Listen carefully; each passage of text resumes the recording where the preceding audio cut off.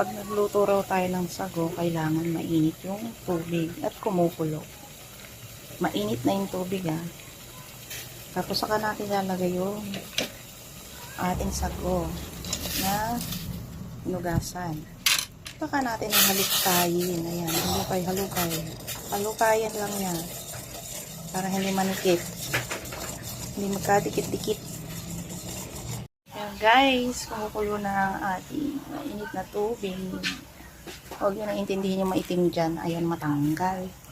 So, meron tayong kamoteng kahoy, kamoteng baging. Ayan. Nagayat na natin. At ilalagay na natin. Ayan, ilalagay na natin. Ayan.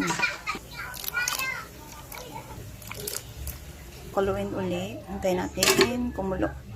Lagay natin itong binilog-bilog nating maliliit. Bali glutinous flour lang to. Lagyan natin ng food coloring. Ayan, lalagay na natin. Ayan, nailagay na natin ating binilog-bilog na glutinous flour o malagkit na bigas. Ayan tayo, meron sago na nilaga. Sasahog na rin natin para sabay-sabay ng maluto. Tapos haluin natin. Ayan. Nalagay tayo natin 1 pack na. Ayan, fresh gata. Tapos haluin lang natin. Ayan guys, maglalagay tayo ng 3/4 cup of sugar. Ayan. Maglalagay tayo ng sugar. Tansyahin lang natin.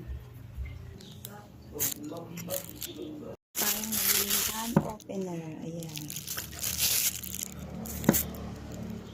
Try natin kung legit talaga na nakakabukas agad.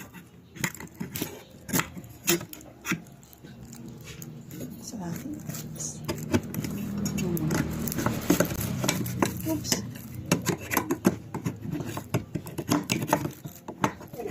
So, kailangan palang diinan. Ayan. Para ma-open.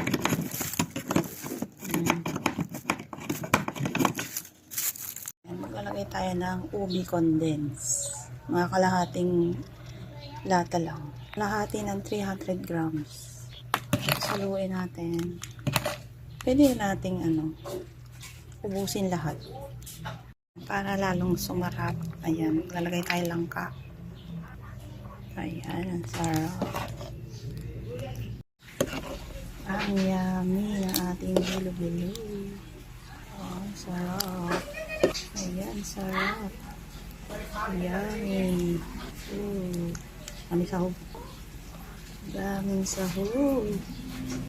Ayan, kain na. Kain tayo. Luto na ang ating bilo-bilo. Tara, let's eat.